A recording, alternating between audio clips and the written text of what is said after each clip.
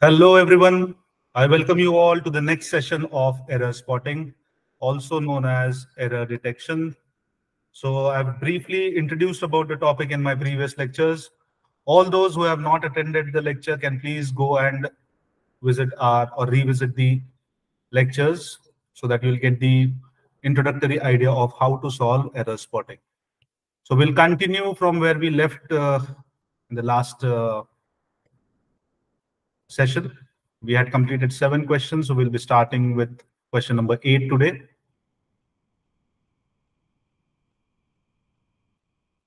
So here it is on your screen. अब क्या है? The modus operandi that we follow, the strategy that we follow is that I read the statement for you, and then you'll be getting roughly a minute or a minute and a half to solve this question, and then I'll be discussing the answers with you. So I'll read the question first for you. We ordered coffee after a long journey to be told if we weren't lunching, they wouldn't serve us drinks. ठीक है? So I'll read it part by part. Part 1 क्या कह रहा है? We ordered for coffee. Part 2 कह रहा है after a long journey to be told. Part 3, if we weren't lunching मतलब we were not lunching, they wouldn't serve us drinks. So for this question, you have a minute to solve this question. ठीक है ना? आपके पास 1 minute है इस question को solve करने के लिए और आपका टाइम शुरू होता है अब.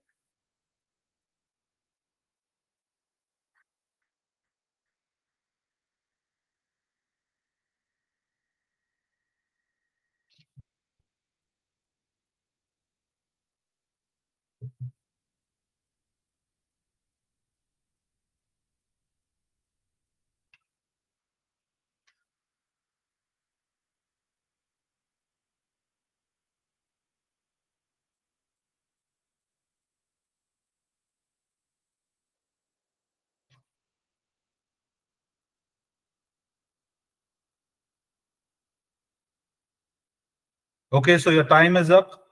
आपका समय खत्म हो गया. Now let's look at the sentence now. चलो. So we ordered coffee. We ordered for coffee after a long journey to be told. Part 2 is correct, 3 is correct, 4 is correct. अब मैं ये क्यों कह रहा हूँ? क्योंकि part 1 में error है. ठीक है ना? We order. ठीक है ना? अब ये past tense में है, मैं present tense में इसमें लिख रहा हूँ कि we order.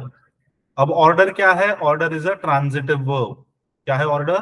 Order is a transitive verb. It is a transitive verb. Transitive verb मतलब क्या? वो verb जिसको खुद का object होता है, जिसके पास खुद का object होता है. So we order what? We order coffee. We order tea. We can order anything. तो क्या हो गया? We order what? अब मैंने ये भी आपको बताया कि किसी सेंटेंस में ऑब्जेक्ट है या नहीं है, वो कैसे ढूंढोगे आप? वर्ब को क्वेश्चन पूछना है. कौन सा? व्हाट. अगर आपने वर्ब को व्हाट पूछा और अगर आपको कुछ चीज मिल गई, ठीक है ना, मान लो कि वो एक्स हो या वाई हो या जेड हो, ठीक है ना, कोई भी चीज आपको अगर मिल गई X Y Z, then that thing will become your object. That thing will become your object. So we order coffee. यहाँ पर फॉर की जरूरत नहीं है. We do not need this preposition. ये गलत है. ठीक है? तो यहाँ पर क्या सेंटेंस होना चाहिए था? We ordered coffee. We ordered for coffee नहीं होगा. We ordered coffee क्योंकि coffee is a we ordered coffee because ordered is a transitive verb. तो transitive verb के बाद आपका आना चाहिए ऑब्जेक्ट. तुरंत ऑब्जेक्ट आना चाहिए. बीच में preposition की जरूरत नहीं है. तो आपका एरर कहां पर है? पार्ट 1 में. वी ऑर्डर्ड फॉर कॉफी नहीं होगा, ये फॉर को हटा दो, वी ऑर्डर्ड कॉफी हो जाएगा। ठीक है, आई hope you must have understood this explanation. जिनको समझ में नहीं आया वो स्क्रीनशॉट ले सकते हैं, ये आंसर स्लाइड है आपकी, देखना यहाँ पर लिखा हुआ है section is grammatically incorrect in the above sentence. Since ordered is a transitive verb therefore object comes right after it, तो इसको नोट डाउन करना, ट्रांजिटिव वर्ब के बाद हमेशा आपका ऑब्जेक्ट आता है। देखो एग्जांपल में भी दिया है, he ordered a cup of T, क्या ऑर्डर किया तो सीधा उसका ऑब्जेक्ट आना चाहिए अ कप ऑफ टी। अगर ये दो होते तो he ordered 2 cups of T. ठीक है ना, आई hope you have understood it. Screenshot निकालो फटाफट, तब तक हम अगले क्वेश्चन की तरफ बढ़ते हैं। Question number 9, American troops spread out across the area on yesterday to investigate what had happened and questioned witnesses. ठीक है, I'll read it again part by part. Part 1 क्या कह रहा है, American troops spread out. Part 2 क्या कह रहा है, across the area on yesterday. Part 3 to investigate what had. Part 4 happened and questioned witnesses. ठीक है, I read it again in one go. American troops spread out across the area on yesterday to investigate what had happened and questioned witnesses. Now this is a very very easy question. ये तुरंत solve होना चाहिए, पढ़ते पढ़ते ही solve होना चाहिए, but कोई बात नहीं, I will still give you 1 minute to solve this question and your time starts now.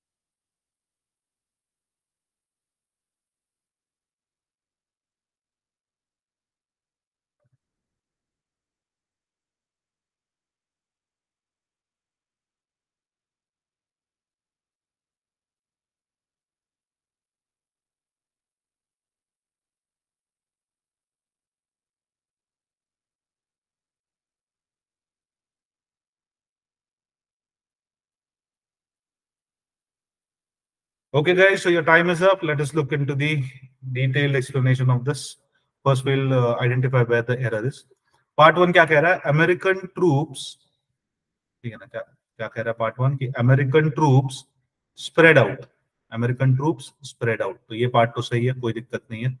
American troops spread out across the area on yesterday. अब आगे देखने की जरूरत भी नहीं है, यहाँ पर एरर जो है वो आपके पार्ट 2 में है। पार्ट 1 इज करेक्ट, पार्ट 3 भी करेक्ट है, पार्ट 4 भी करेक्ट है। ठीक है ना, अब यहाँ पर क्या लिखा है, across the area on yesterday. So very easy question था ये। ठीक है ना, अब देखना, यस्टरडे होता है, टुडे होता है, day before yesterday, day after yesterday, day after tomorrow, day before yesterday, ये जो भी चीजें होती है इनसे पहले आपको कोई भी प्रपोजिशन लगाने की जरूरत नहीं है, तो इस प्रपोजिशन को फिर से हटाना है।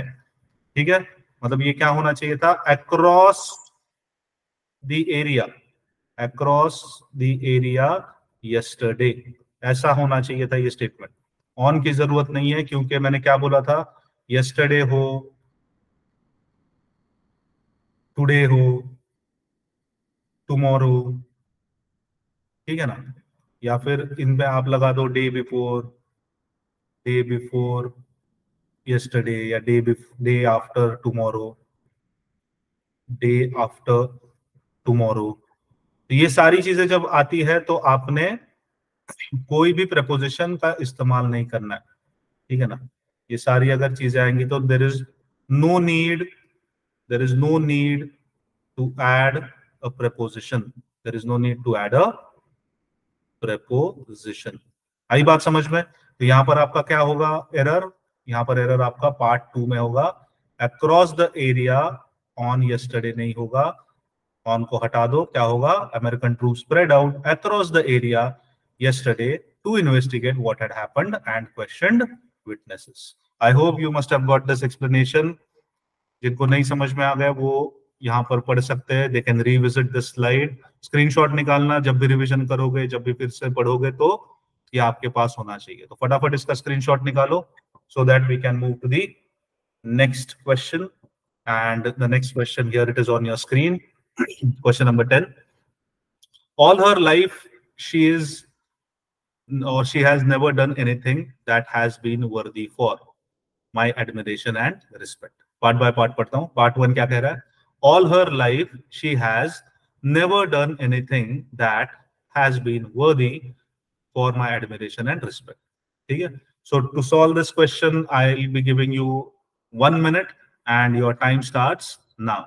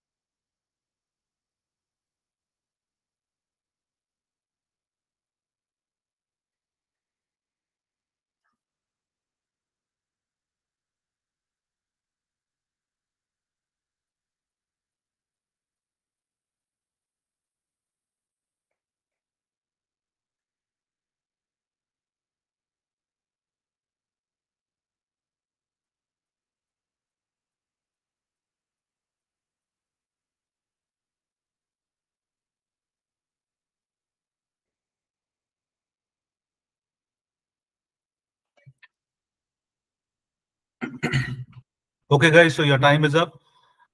Let's look into this question now. All her life, she has never done anything. All her life, she has, correct है, कोई दिक्कत नहीं. Never done anything that, ये भी correct है. Never done anything that has been worthy for my admiration and respect. My admiration and respect, ये भी correct है. गलती जो है वो आपके पार्ट 3 में है. अब देखते क्या है. ठीक है, अब देखना इसमें क्या है. अगेन प्रेपोजिशन का एरर है. क्या लिखा है यहाँ पर? Has been worthy for. वर्दी फॉर, ठीक है ना. तो यहाँ पर वर्दी फॉर नहीं होना चाहिए था, यहाँ पर होना चाहिए था वर्दी ऑफ. ठीक है ना. अब इसके अलग अलग मीनिंग होते हैं. ठीक है ना, इसके अलग अलग मीनिंग होते हैं. वर्दी फॉर का मतलब क्या होता है? क्वालिफाई होना किसी चीज के लिए, कॉम्पिटेंट होना, क्वालिफाई फॉर समथिंग. ठीक है ना. आई एम वर्दी फॉर आई एम वर्दी फॉर बिकमिंग एन ऑफिसर. ठीक है ना. लेकिन वर्दी ऑफ का मतलब क्या होता है? डिजर्विंग. वर्दी ऑफ का मतलब क्या होता है? Deserving something. ठीक है ना. तो यहाँ पर क्या है? That's all her life she has never done anything that has been worthy for my admiration की जगह होना चाहिए था फॉर क्यों रिप्लेस करना है ऑफ से. वर्दी ऑफ माई मतलब डिजर्विंग. ठीक है ना. मतलब आप डिजर्विंग यहाँ डाल के देखिएगा, आपको समझ में आएगा. All her life she has never done anything that has been worthy of मतलब deserving of my admiration and respect. ठीक है ना. यहाँ पर क्वालिफाई फॉर माई एडमिरेशन नहीं होता. ठीक है ना. It is always deserving my admiration rather than qualifying for my admiration. ठीक है. तो यहाँ पर दिक्कत कहाँ होगी? पार्ट 3 में होगी. हैज बीन वर्दी फॉर की जगह होना चाहिए था ऑफ. ठीक है ना. क्योंकि वर्दी ऑफ का मीनिंग क्या होता है? वर्दी ऑफ का मीनिंग बन जाता है आपका डिजर्विंग. ठीक है जी. I hope you must have understood the explanation. Okay, चलो जी. ये रहा उसका स्क्रीन, ये रहा आंसर स्लाइड. अगर आपको चाहिए तो आप इसका स्क्रीनशॉट निकाल लो फटाफट, so that we can move to the next question. Okay जी, चलो क्वेश्चन नंबर 11 ये रहा। Zimmerman was tossed to the ground and was hit slightly by a passing horse when he would attempt to get to the inside rail. ठीक है, I'll read it part by part. Part 1 क्या कह रहा है? Zimmerman was tossed to the, part 2 क्या कह रहा है? Ground and was hit slightly. Part 3 कह रहा है by a passing horse when he would attempt, and part 4 कह रहा है to get to the inside rail. So to solve this question, you have another 1 minute, or let's say 1.5 minute to solve this question, and your time starts now.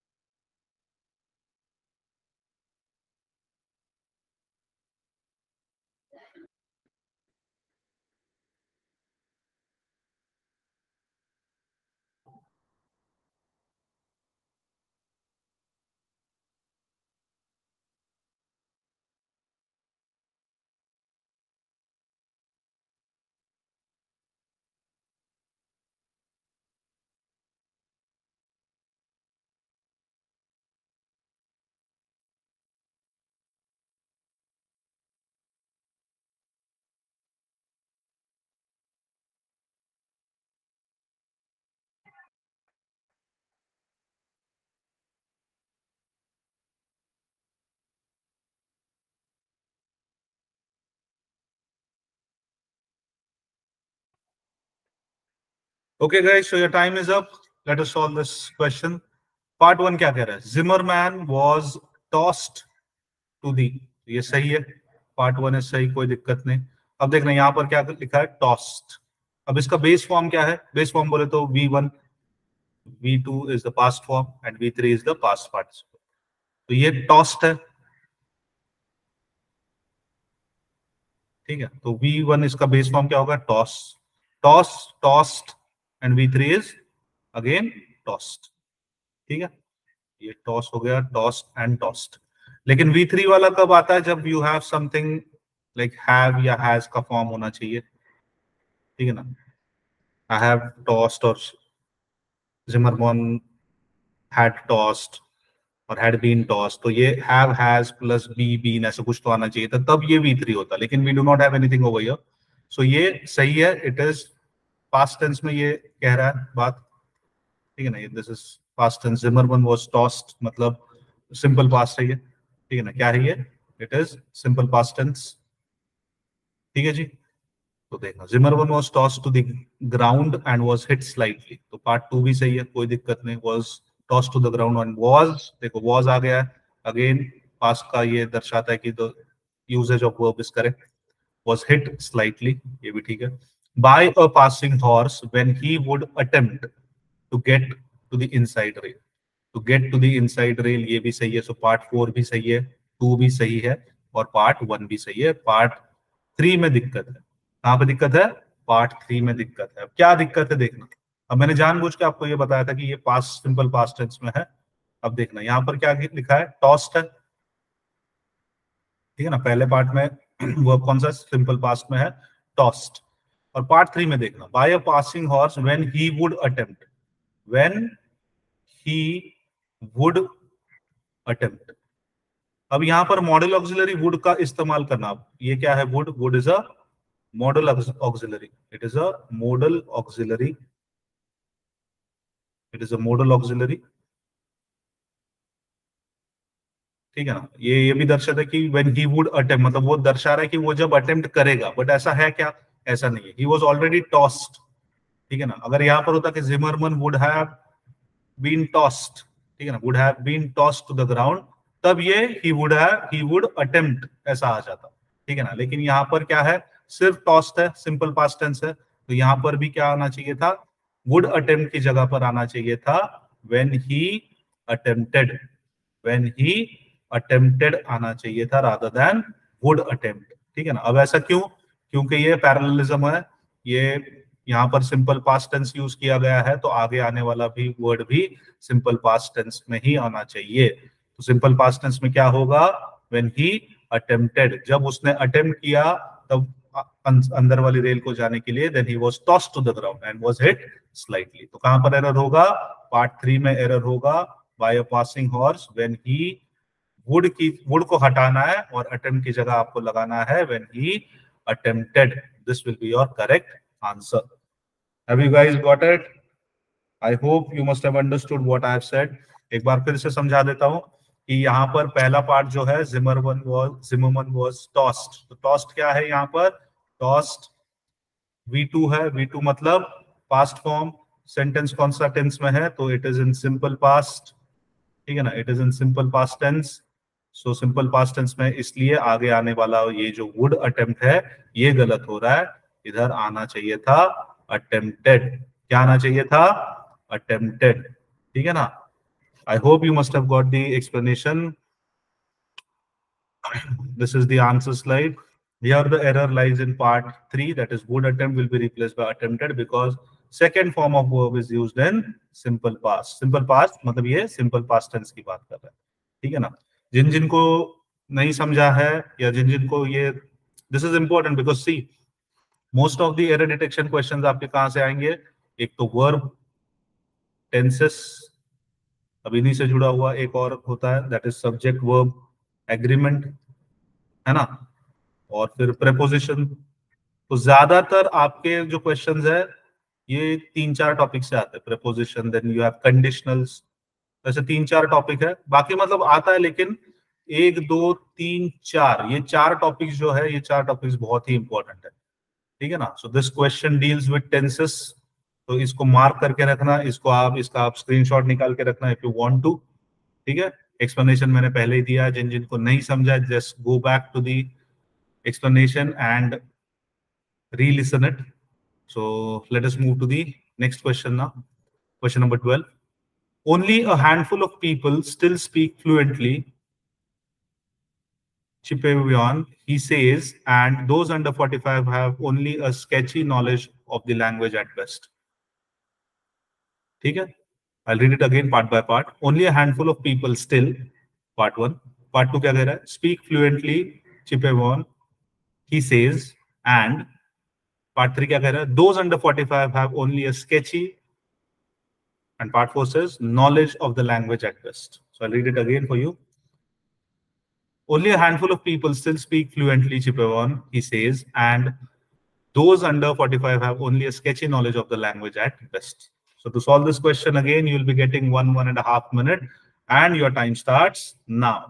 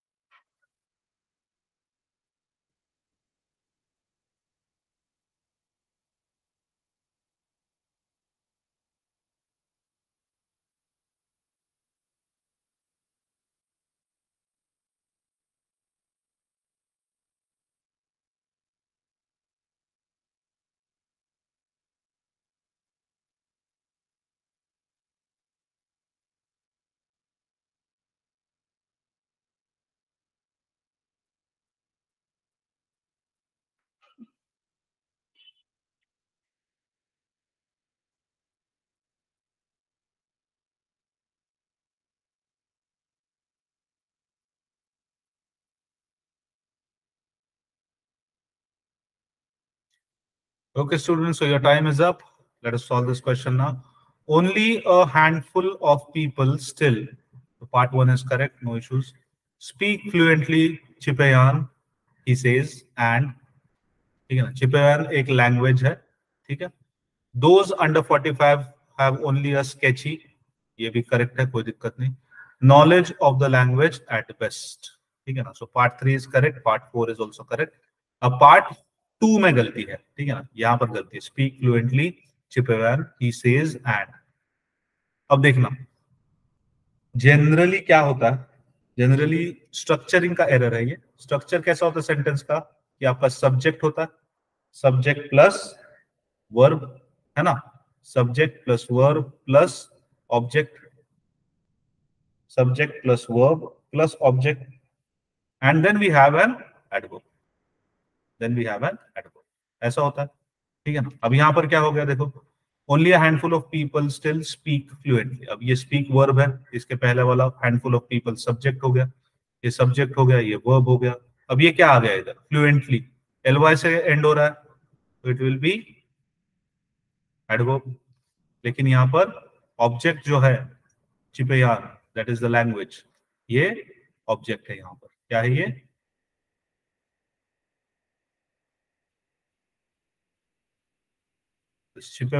चिपयान यहाँ पर क्या है, it is nothing but object, ये object है. तो अब यहाँ पर क्या हो गया, subject plus verb plus adverb plus object, ऐसा सेंटेंस का स्ट्रक्चरिंग हो गया. क्या ये स्ट्रक्चर सही है, ये स्ट्रक्चर गलत है. सही स्ट्रक्चर क्या है, ये है आपका सही structure, subject plus verb plus object plus adverb. जैसे मान लो for example if I say that very few people in India speak English fluently, so कैसा होगा, very few people in India speak English fluently, है ना. Very few people in India speak English fluently. अब यहां पर क्या होगा देखो, वेरी फ्यू पीपल आपका बन गया सब्जेक्ट इन इंडिया, वो सब्जेक्ट कॉम्प्लीमेंट हो गया. स्पीक क्या बन गया आपका वर्ब, इंग्लिश क्या बन गया आपका ऑब्जेक्ट या नाउन, यहाँ पर object. Very few people in India speak what, तो इंग्लिश. फ्लुएंटली क्या हो गया आपका एडवर्ब हो गया. तो इधर स्ट्रक्चर क्या बना, subject plus verb plus object plus adverb बन गया ना, है कि नहीं. लेकिन यहाँ पर क्या हो रहा है, स्पीक फ्लुएंटली चिपयान, अब ये क्या हो गया, वर्ब प्लस एडवर्ब हो गया ना, ये वर्ब प्लस एडवर्ब हो गया, ये वर्ब प्लस एडवर्ब प्लस यहाँ पर ऑब्जेक्ट हो रहा है. So this structure is wrong. ये कैसा होना चाहिए था, ये होना चाहिए था speak चिपयान fluently. This should have been the correct order. This should have been the correct order, correct structuring. That is why your error lies in part 2. ठीक है ना, बात समझ में आ गई. Subject plus verb plus object plus adverb आएगा. ठीक है जी. I hope you must have understood this explanation. Now let us look at the next slide. ये रहा आपका आंसर वाला स्लाइड. अब यहाँ पर भी देखो एक्सप्लेनेशन क्या दिया. Here the error lies in part 2.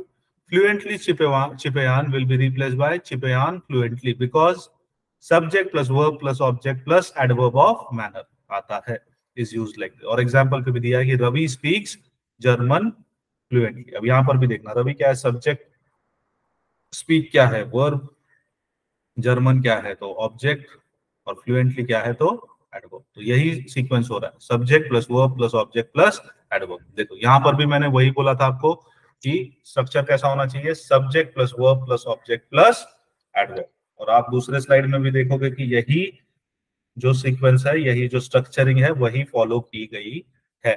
ठीक है, subject Ravi speaks verb, German is your object, noun also, and fluently is your adverb. ठीक है जी. ओके, सो आज जिन जिन को समझ में नहीं आया है, just take a screenshot of this या फिर go and revisit the explanation again. So without wasting any further time, let's move on to question number 13, and here it is on your screen. I'll read it for you.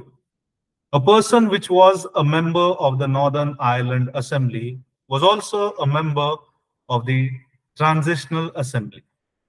ठीक है, I'll read it part by part for you. Part 1 क्या कह रहा है, a person which was a Part 2 क्या कह रहा है? Member of the Northern. Third part, Ireland Assembly was also. And fourth part क्या कह रहा है? A member of the Transitional Assembly. I'll read it again for you. A person which was a member of the Northern Ireland Assembly was also a member of the Transitional Assembly. So to solve this question, to solve this question, you have 1 minute and your time starts now.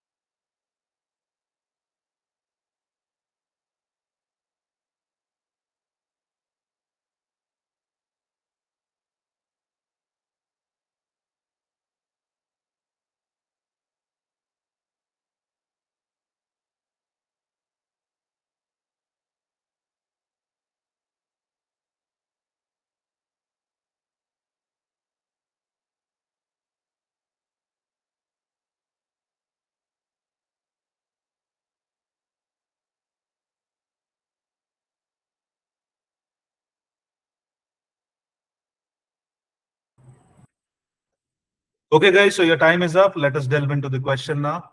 A person which was a member of the Northern Ireland Assembly was also a member of the Transitional Assembly. देखो यहाँ पर error आपका कहां पर है? बहुत ही आसान question है. एरर आपका पार्ट 1 में है. अब क्यों? अब देखो, अ पर्सन, अब ये अ पर्सन के साथ कौन सा डिटरमाइनर जाता है? तो अ पर्सन के साथ हु ये डिटरमाइनर जाता है. A person who was a member, which was a member. ठीक है ना? A person who was a member होगा rather than which was a member. ठीक है? जो रिलेटिव प्रोनाउन जो होता है वो हु जाएगा, विच नहीं जाएगा. Which will go for things. For example, a table which was placed. For example, if I write a table which was placed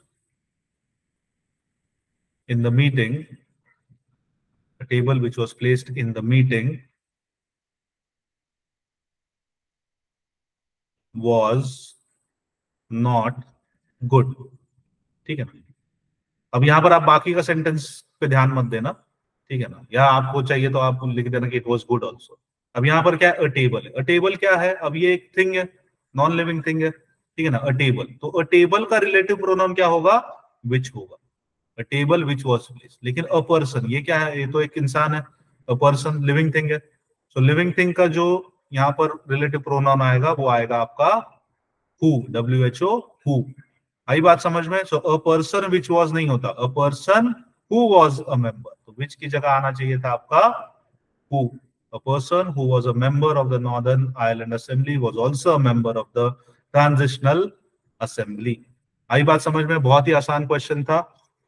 चलो, एक्सप्लेनेशन भी उसका इतना ही है. आई होप आपको समझ में आया होगा. लुक एट दी स्लाइड ना. अ पर्सन वही बोला है यहाँ पर भी जो मैंने आपको बताया कि अ पर्सन विच वाज नहीं आएगा, which will be replaced by who, because for a person of relative pronoun who is used rather than which. Which कहाँ यूज करना है ये भी मैंने आपको समझा दिया. ठीक है ना? Those who have missed it can go and see the explanation again or listen to the explanation again. Without wasting any further time, let's move on to question number 14, and here it is on your screen. I'll read it out once for you. When clothes are not stored and maintained proper, the chances of clothes moths damaging the garments increases. I'll read it part by part now. Part one क्या कह रहा है? When clothes are not stored. Part two क्या कह रहा है? And maintained proper the chances. Part three of clothes moths damaging. Part four the garments increases. Okay. So to solve this question again, you'll be getting 1.5 minute, and your time starts now.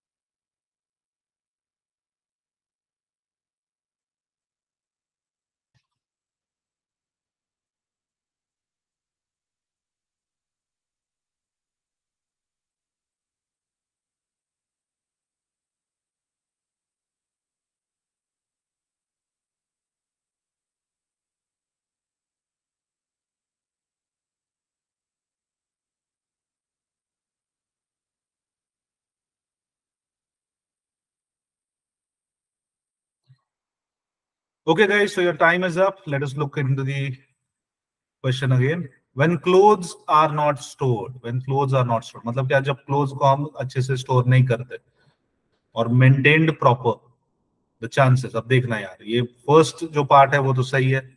अब ये पढ़ते ही हमें समझ में आ रहा है कि यहाँ पे maintained proper नहीं, maintained properly आना चाहिए. Again the same thing, subject plus verb plus object plus adverb आएगा. ठीक है ना? तो यहाँ पर प्रॉपर इज अ नाउन. यहाँ पर क्या आना चाहिए था? मेंटेन्ड. Maintained properly. क्या आना चाहिए था? Maintained properly. अगेन देखो, again it is related to the structuring of the sentence. ये स्ट्रक्चर आप लोग याद करना या फिर इसको जहन में रखना, इसका प्रैक्टिस करना. दो चार सेंटेंसेस रोज लिखना जिसमें आप subject plus verb plus object plus adverb का इस्तेमाल करोगे. तो ये कैसा होगा? When clothes are not stored and maintained properly. Stored and maintained properly. तो यहाँ पर क्या आना चाहिए था? Properly is a adverb. तो यहाँ पर आपका सेकंड पार्ट में गलती है. एंड मेंटेन्ड प्रॉपर की जगह पर होना चाहिए था प्रॉपरली. प्रॉपरली, ये प्रॉपर को हटाना है. And maintain properly the chances of clothes moths damaging the garments increases. ठीक है, आई होप आपको समझ में आया होगा. चलो आगे बढ़ते हैं. ये रहा उसका आंसर स्लाइड. फटाफट स्क्रीनशॉट निकाल के रखना. सेम चीज है जो मैंने आपको यहाँ पर बताई. Proper will be replaced bye properly because sentence framing का स्ट्रक्चर क्या होता है? Subject plus verb plus object plus adverb of manner. I hope you must have understood it. Let's go to the next question. That is question number 15. And here it is on your screen. Question number 15 क्या कह रहा है? The owner told me that the glass doors were broken unless they were well packed. ठीक है? I'll read it part by part now. The owner told me, part one. Part two क्या कह रहा है? That the glass. Part three क्या कह रहा है? Doors were broken unless. And part four क्या कह रहा है? They were well packed. So the owner told me that the glass doors were broken unless they were well packed. So to solve this question, you have again 1.5 minute, and your time starts now.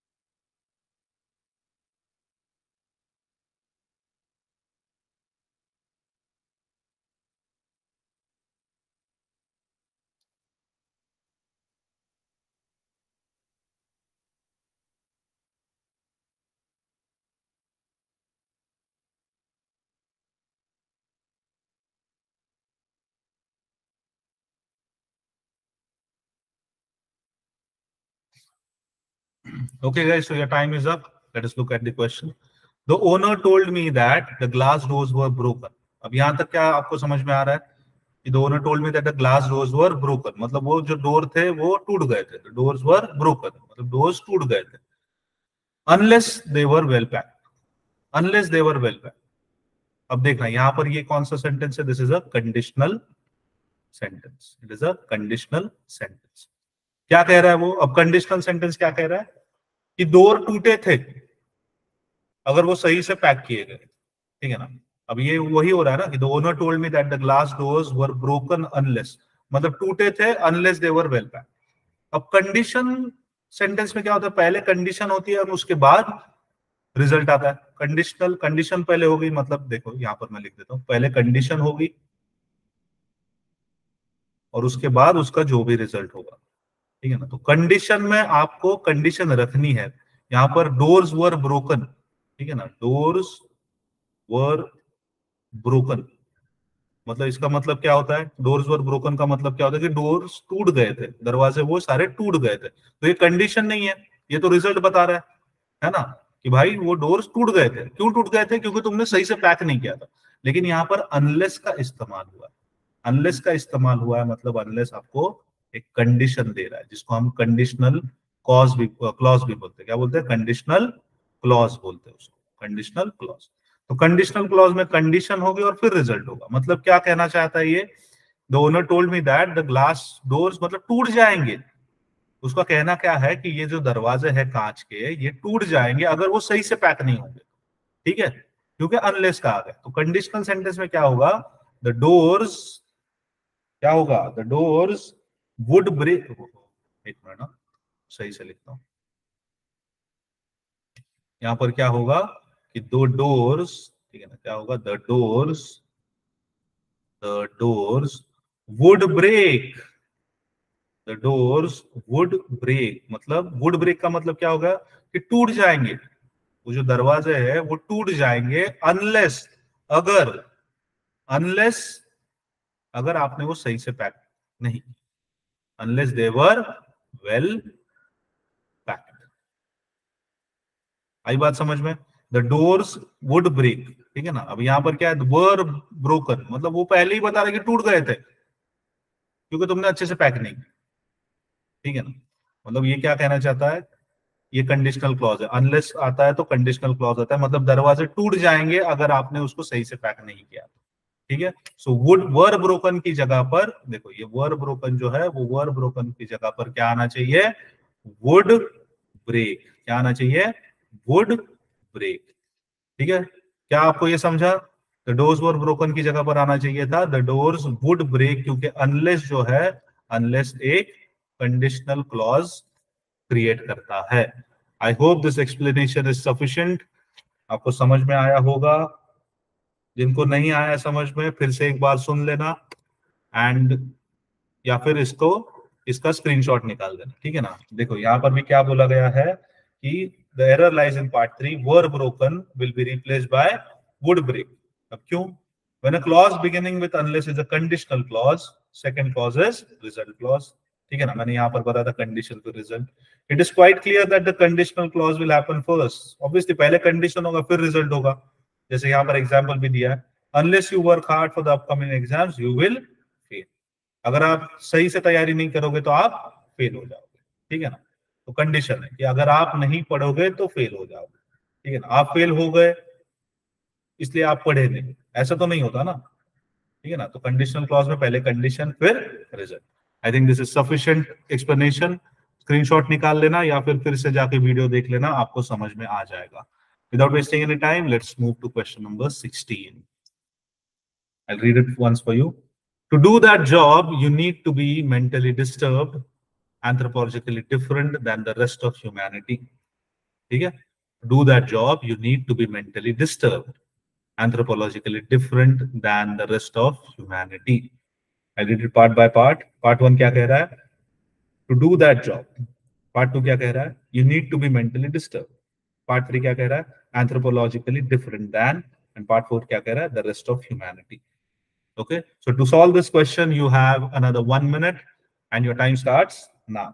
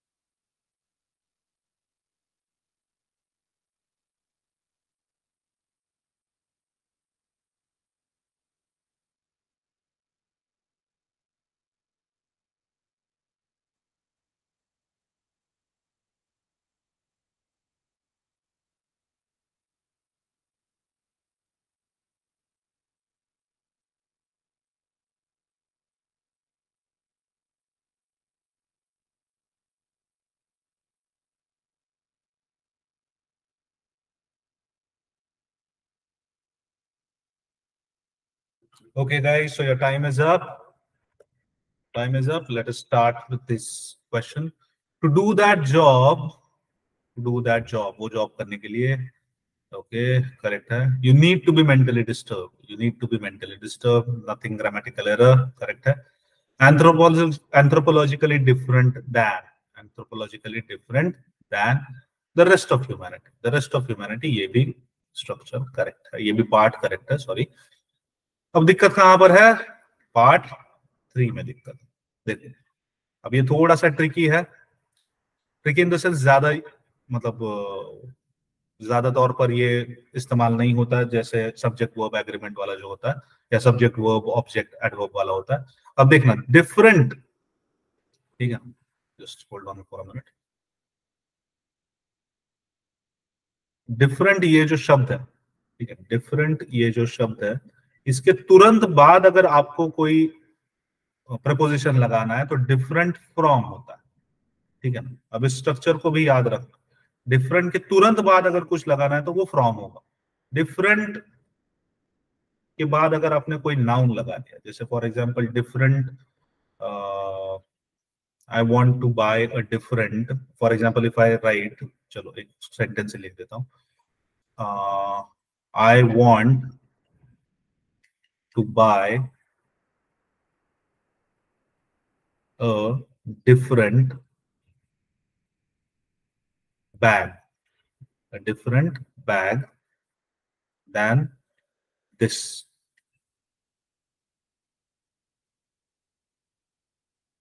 ठीक है, I want to buy a different bag than this. अब क्या हो गया? Different हो गया. Bag क्या है? बैग नाउन है, ठीक है ना. तो डिफरेंट के बाद अगर नाउन होगा तो उसके बाद आपका आता है दैन, ठीक है. अगर डिफरेंट के तुरंत बाद लगाना है तो फ्रॉम होगा. फॉर एग्जाम्पल, उसका भी एग्जाम्पल लिख देता हूं, मतलब समझ में आएगा, ठीक है ना. She is different. She is different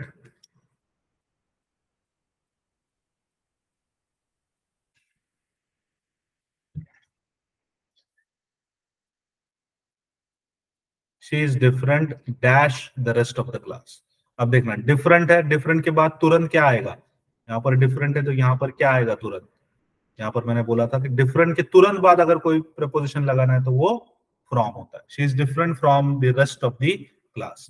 लेकिन अगर नाउन लगाया, ठीक है ना. अब इसी सेंटेंस को देखो, अब इसी सेंटेंस, सेकंड सेंटेंस को जो है उसी को थोड़ा सा मॉडिफाई करते. कैसे? She is different,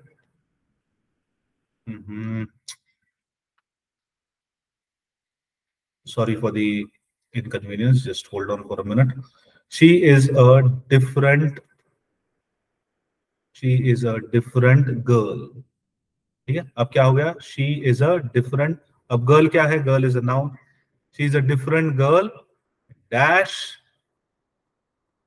the rest of the class. अब देखो, डिफरेंट के बाद क्या आ गया? आपका नाउन आ गया, है ना. नाउन के बाद क्या आता है? नाउन के बाद different plus noun plus than होता है, ठीक है ना. तो अब देखना, डिफरेंट है, उसके बाद नाउन है, तो क्या होगा? डिफरेंट गर्ल नाउन, तो यहाँ पर क्या आएगा? ब्लैंक में यहाँ पर आएगा दैन. आई बात समझ में? अब यहाँ पर क्या है? एंथ्रोपोलॉजिकली डिफरेंट, अब नाउन नहीं है और सीधा दैन दिया है, तो ये गलत है, ठीक है ना. तो एरर आपके पार्ट 3 में है. एंथ्रोपोलॉजिकली डिफरेंट दैन की जगह पर होना चाहिए था डिफरेंट फ्रॉम. आई बात समझ में? I hope you must have understood it. Look at this answer slide, और जिन्हें चाहिए वो स्क्रीनशॉट निकाल सकते हैं, ठीक है. एक्सप्लेनेशन में क्या लिया है? Than will be replaced by from. क्यों? Because we use from right after different. अगर बीच में नाउन होगा, in case there is a noun after different, then we use the preposition than, ठीक है. Such as I would like to buy a different book than this, ठीक है. मैंने example में क्या दिया था आपको? I want to buy a different bag than this, and she is different from the rest of the class.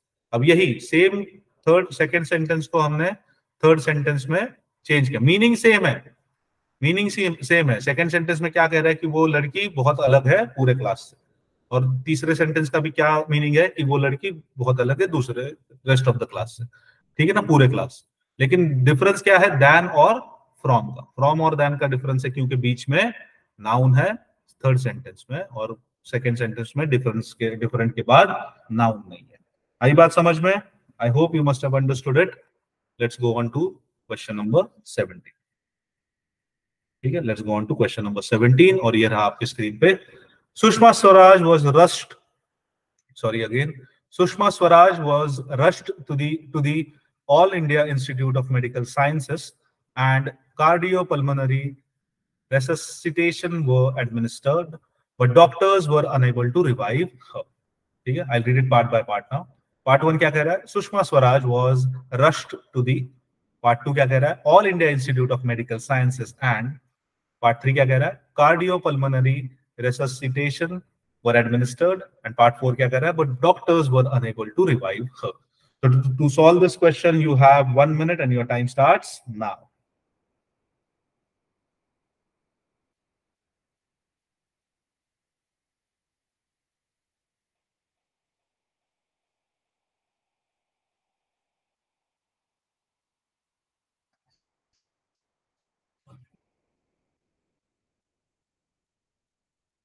This is a very easy question, तो जल्दी जल्दी सॉल्व करना।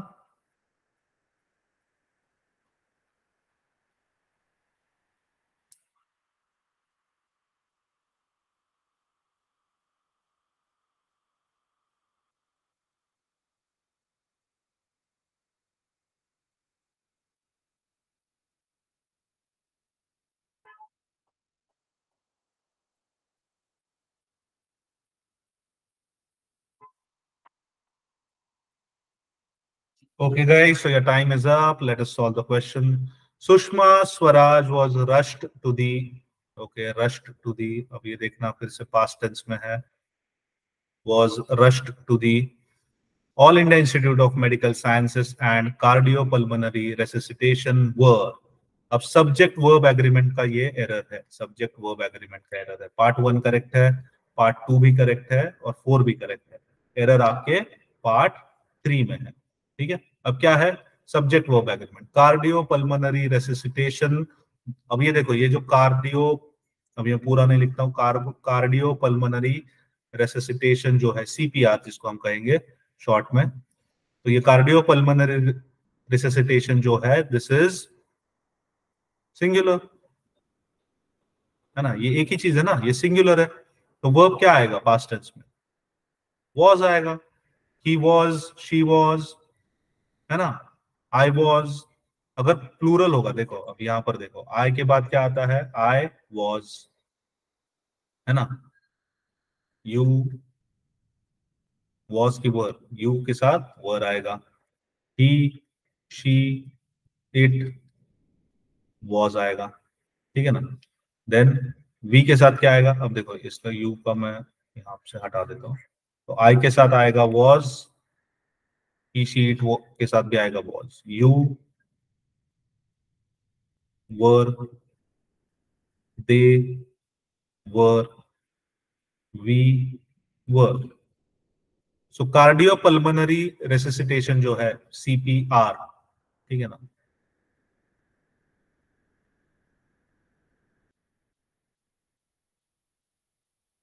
सीपीआर जो है, इसको अगर आपने कोई प्रोनाउन लगाना है तो प्रोनाउन कौन सा लगेगा? इट लगेगा ना, है ना। Cardiopulmonary resuscitation is a medical treatment, it is very costly. ठीक है ना, अगर 2 सेंटेंस लगाएंगे तो सीपीआर का जो प्रोनाउन आएगा वो इट आएगा। ठीक है ना, तो इट के साथ क्या जाता है? इट के साथ जाता है आपका वॉज। यहाँ पर क्या आ गया है? इट के साथ वॉज ना आके यहाँ पर वर आया है, ये गलती है, वर की जगह होना चाहिए था was. So Sushma Swaraj was rushed to the All India Institute of Medical Sciences and cardiopulmonary resuscitation were administered, नहीं, were की जगह चाहिए was, क्या चाहिए? Was administered। जो सिंपल एरर, सिंपल क्वेश्चन था, सब्जेक्ट वर्ब एग्रीमेंट का क्वेश्चन था ये। ठीक है, देखो मैंने पहले भी कहा था कि verb, tenses, subject verb agreement, ज्यादा तो ज्यादा क्वेश्चंस इन्हीं टॉपिक्स पे आएंगे। ठीक है, तो वेरी सिंपल क्वेश्चन, फिर से एक बार देख लेना सो दैट पक्का हो जाएगा। ये रहा उसका आंसर स्लाइड, फटाफट स्क्रीनशॉट निकालना। ओके जी, चलो, so let's move on to the next question. That is question number 18. Most young couples can't afford to buying a block of land anywhere near the coast and build a house on it these days. Okay, so let us speed up now. अभी ज्यादा time नहीं दूंगा मैं आपको, एक minute नहीं दूंगा अभी आपको, 30 seconds में क्वेश्चन सॉल्व करना है, ठीक है? So most young couples can't afford to buying a block of land anywhere near the coast and build a house on it these days. So to solve this question, you have 30 seconds and your time starts now.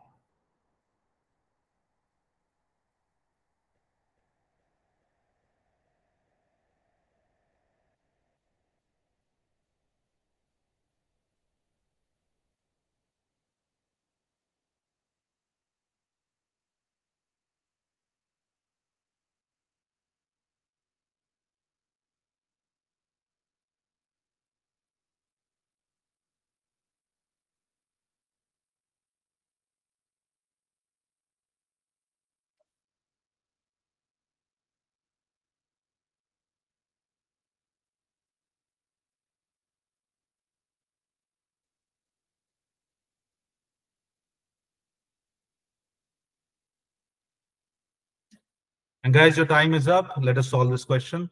बहुत ही आसान question है, देखना. Most young couples can't afford to buying.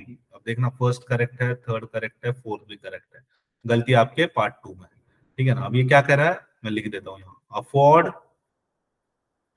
Afford to buying, ऐसा कह रहा है ये, afford to buying. But afford के बाद क्या आता है? अफोर्ड के बाद आपका इंफिनिटिव आता है, फुल इंफिनिटिव. क्या आता है? फुल इंफिनिटिव आता है. फुल इंफिनिटिव मतलब 2 प्लस V1, ठीक है ना? क्या आएगा? 2 प्लस V1. तो अफोर्ड टू बाइंग नहीं होगा, इसकी जगह पर होगा कैन नॉट या कांट अफोर्ड टू बाय, ठीक है ना? टू बाय आएगा, मतलब बाइंग की जगह पर सिर्फ बाय आएगा, क्योंकि अफोर्ड को फॉलो क्या करता है? अफोर्ड को फुल इंफिनिटिव फॉलो करता है. तो आपका गलती कहां पर हो गया? एरर कहां पर है? Most young couples can't afford to buying की जगह पर होना चाहिए था, बाइंग को हटा के यहाँ पर बाय आना चाहिए. To buy a block of land anywhere near the coast and build a house on it these days. तो आपका एरर है पार्ट 2 में. ओके जी, चलो आगे बढ़ते हैं. ये रहा इसका स्क्रीनशॉट, सॉरी ये रहा इसका स्लाइड, इसका स्क्रीनशॉट निकाल देना. ओके, चलो let's move on to question number 19. Professor Berland is working on the stabilization committee for the last 10 years under all sorts of Machiavellian pressures and politics. I read it again for you. Professor Berland is working on the stabilization committee for the last 10 years under all sorts of Machiavellian pressures and politics. To solve this question, again, you have 30 seconds and your time starts now.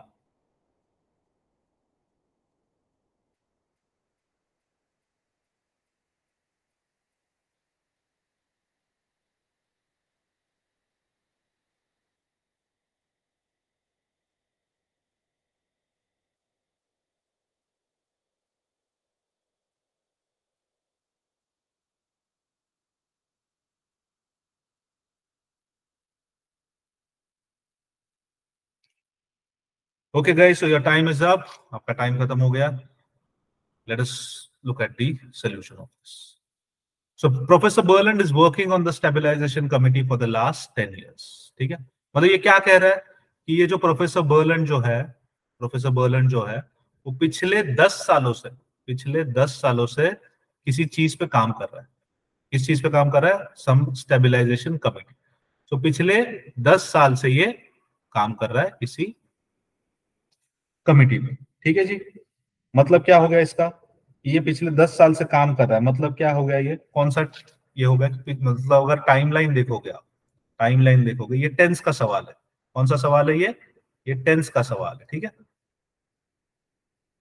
ये tense का सवाल है. मान लो कि ये आपका past tense है, timeline पे अगर देखोगे ये आपका फ्यूचर है, ठीक है ना? और ये आपका यहाँ पर बीच में, चलो यहाँ पर डाल देते हैं नाउ मतलब यहाँ पर नाउ लिखता हूँ, नाउ मतलब प्रेजेंट हो. So Professor Berland is working on the stabilization committee for the last 10 years. मतलब ये यहाँ से कहीं से तो चालू हो रहा है ना? यहाँ से कहीं से तो चालू हो रहा है. यहाँ पर पूरा उन्होंने काम किया. and he's been working under all sorts of Machiavellian pressures and politics. But वो हमें जरूरत नहीं है, हमें क्या देखना है, for the last 10 years is working for the last 10 years, ये इनकरेक्ट स्ट्रक्चर है। वो पिछले 10 साल से काम कर रहे हैं और आज भी काम कर रहे हैं, ठीक है ना, आज भी काम कर रहे हैं। तो ये जो प्रेजेंट है नाउ, यहां पर भी वो हम कहना चाहते हैं, आई मीन द सेंटेंस कहना चाह रहा है कि आज के दौर में या फिर आज के मोमेंट पे, आज की इस घड़ी में आज भी वो काम कर रहे हैं, मतलब पिछले कुछ सालों से, मतलब पिछले 10 साल से, ठीक है ना। लेट्स से कि दिस इज, ये जो एरिया है, ये जो एरिया है जो मैंने शेड करके रखा हुआ है नाउ तक, यहां तक जो है आज तक, let's say this is 10 years। तो अगर टाइमलाइन पे देखोगे तो पिछले 10 साल से ये कर रहे हैं, ठीक है ना। तो यहाँ पर क्या आना चाहिए, यहाँ पर आपको कौन सा टेंस आना चाहिए, इज वर्किंग, मतलब ये तो प्रेजेंट प्रोग्रेसिव हो गया, प्रेजेंट कंटिन्यूस हो गया, लेकिन प्रेजेंट कंटिन्यूस यहाँ पर नहीं आएगा। इंस्टेड हमें क्या चाहिए, यहाँ पर हमें चाहिए प्रेजेंट, क्या चाहिए हमें, प्रेजेंट परफेक्ट कंटिन्यूस। क्या चाहिए हमें, प्रेजेंट परफेक्ट कंटिन्यूस, ठीक है, ठीक है ना। फॉर द लास्ट 10 years वो काम ही कर रहे हैं, मतलब हमें क्या चाहिए, present perfect continuous. Present perfect continuous का क्या होता है स्ट्रक्चर, क्या होता है, subject plus has plus been plus ING, है ना। ये उसका स्ट्रक्चर होता है, subject plus has plus been plus ING. तो इस वर्किंग की जगह पर क्या आना चाहिए था, इस वर्किंग की जगह पर आना चाहिए था हैज बीन वर्किंग। तो प्रोफेसर बर्लैंड हैज बीन वर्किंग, मतलब वो पिछले 10 साल से काम कर रहे हैं ऑन द स्टेबलाइजेशन कमिटी, ठीक है ना, सॉर्ट्स ऑफ मैकियावेलियन जो भी है, ठीक है ना। तो प्रेजेंट प्रोग्रेसिव की जगह पर होना चाहिए था प्रेजेंट परफेक्ट प्रोग्रेसिव या फिर प्रेजेंट परफेक्ट कंटिन्यूस, ठीक है। सो पार्ट 1 में ही आपका गलती है, प्रोफेसर बर्लैंड इज वर्किंग की जगह पर क्या होना चाहिए था, हैज बीन वर्किंग। क्या होना चाहिए था, has been working. I hope you must have understood this. Let's move on to the answer slide. ये रहा आंसर स्लाइड, देखो यहाँ पर दिया हुआ है हैज बीन वर्किंग होना चाहिए वर्किंग की जगह पर, क्योंकि प्रेजेंट परफेक्ट कंटिन्यूअस है। मैंने प्रेजेंट परफेक्ट का स्ट्रक्चर भी आपको बताया है, जिनका मिस हुआ है या जिनको समझ में नहीं आया है, just go back to the video again and look for the explanation. Chalo, without wasting any time, let's go for the last question of the day, and here it is on your screen. Nightmares are vividly and terrifyingly nocturnal episodes in which the dreamer is abruptly awakened from sleep. Nightmares are vividly and terrifying. Part by part पढ़ता हूँ। Part 1 क्या कह रहा है, Nightmares are vividly and Part 2 क्या कह रहा है, terrifyingly nocturnal episodes in Part 3 कह रहा है which the dreamer is, Part 4 क्या कह रहा है, abruptly awakened from sleep, ठीक है ना। सो एक बार मैं पढ़ता हूँ। Nightmares are vividly and terrifying nocturnal episodes in which the dreamer is abruptly awakened from sleep. So to solve this question, I'll give you again 30 seconds and your time starts now.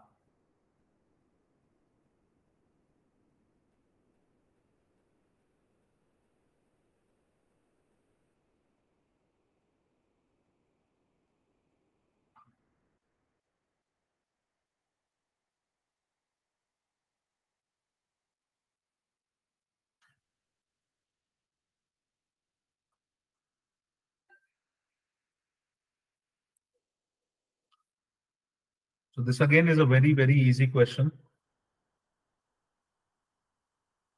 ज़्यादा time नहीं लगना चाहिए।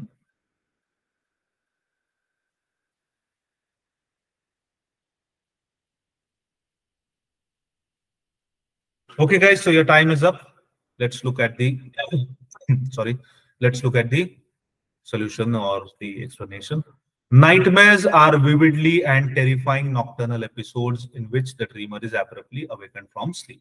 अब यहाँ पर part 2, 4, 3 सब correct है, part 1 में आपका गलती है, ठीक है ना। अब क्या है देखना, नाइटमेयर्स, नाइटमेयर्स लिखा हुआ है। नाइटमेयर्स क्या है, नाइटमेयर्स नाउन है, क्या है, nightmare is a noun, nightmares उसका प्लूरल है।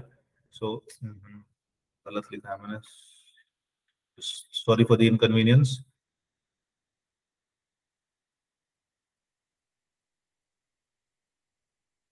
क्या होना चाहिए था? Night, NIGHT, nightmare. अब नाइटमेयर जो है वो नाउन है, ठीक है ना, काउंटेबल नाउन है, इसलिए इसका प्लूरल भी बन गया, क्या बन गया? नाइटमेयर्स। अब नाइटमेयर्स कैसे है? How are the nightmares? अब नाउन को जो मॉडिफाई करता है, नाउन को जो मॉडिफाई करता है, या क्या कह सकते हैं, एनीथिंग दैट मॉडिफाइज और सिग्निफाइज, सिग्निफाई, जो मॉडिफाई या सिग्निफाई कहता है उसे हम क्या कहते हैं? We call that word as an adjective, ठीक है ना। तो नाइटमेयर कैसे होने चाहिए? मतलब नाइटमेयर को डिस्क्राइब करना है तो कुछ एडजेक्टिव आना चाहिए ना, यहाँ पर कोई एडजेक्टिव आना चाहिए। तो यहाँ पर क्या आया है? आना चाहिए कि नाइटमेयर्स आर, ठीक है ना, नाइटमेयर्स, यहाँ पर लिख देता हूं मैं, ठीक है, रुको, थोड़ा सा स्ट्रक्चर ये चेंज करते हैं। नाइटमेयर्स नाउन है, उसके बाद आया है आपका आर, ठीक है ना, क्योंकि वो सब्जेक्ट प्लूरल है इसलिए आएगा आर, ये हो गया वर्ब। उसके बाद क्या आना चाहिए? नाइटमेयर्स, क्या नाइटमेयर्स को डिस्क्राइब करना है तो यहाँ पर एडजेक्टिव आना चाहिए, है कि नहीं, है ना। सो नाइटमेयर्स आर विविडली की जगह पर आना चाहिए था विविड, क्योंकि विविड क्या है? विविड इज एन एडजेक्टिव, ठीक है ना, विविड इज एन एडजेक्टिव। और विविडली जो है, विविड, विविडली, विविडली जो है वो होता है आपका एडवर्ब, ठीक है ना। तो यहाँ पर नाइटमेयर्स आर विविडली की जगह पर चाहिए था विविड, क्योंकि विविड एक एडजेक्टिव है। So nightmares are vivid and terrifying nocturnal episodes, ठीक है। तो आपका गलती कहां पर था? आपका गलती इन द सेंस सेंटेंस में गलती कहां थी? पार्ट 1 में थी, ठीक है ना। नाइटमेयर्स आर विविडली की जगह पर, विविडली की जगह पर होना चाहिए था vivid, because vivid is an, vivid क्या है? विविड इज एन एडजेक्टिव, ठीक है। तो ये रहा इसका एक्सप्लेनेशन स्लाइड, फटाफट से इसका स्क्रीनशॉट निकालना सो दैट रिवीजन करते समय आप ही को काम आएगा, ठीक है। आई होप आपको ये एक्सप्लेनेशन समझ में आ गया है, ठीक है ना। So that is it for the day. जिन जिन को समझ में नहीं आया है, just go and rewatch this video, जहां जहां पर आपको समझ में नहीं आया, just rewatch the video, rewatch the explanation and try to make notes out of it, ताकि आगे जाके जब रिवीजन करोगे या सिमिलर टाइप ऑफ क्वेश्चंस आएंगे तो you will save time while solving the question. Okay, having said this, I would like to take your permission to sign off. Thank you so much for joining with me in this session. I hope that all of you will come and join for the next session. Till then, goodbye and thank you so much.